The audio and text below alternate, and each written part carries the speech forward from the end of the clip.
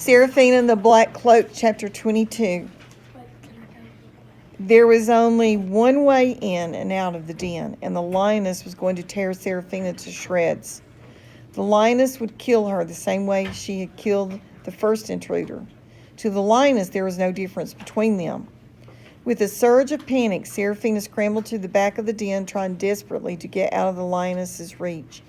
She sucked air in and out of her lungs. Her legs were kicking and thrashing like the hooves of a panicked horse, but she had no place to go.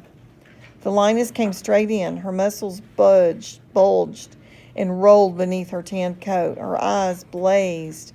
She held her mouth partly open. Her massive sharp teeth gleamed. Her breath froze in the frosty air as her sides heaved in and out.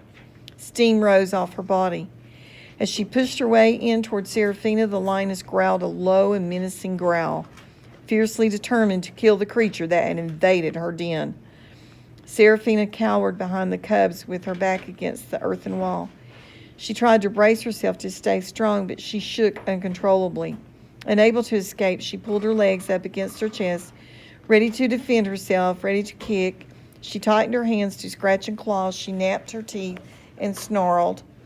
Just as the lioness was about to lunge toward her and snap her neck, Serafina looked straight into the lioness's face and screamed as loudly and violently as she could. Her teeth bared and threatening like a cornered bobcat. She wanted to let this lion know that she might be small, but she wasn't going to die easy. Undeterred by Serafina's defense, the mountain lion stared her down with her huge, penetrating yellow eyes. Serafina gasped.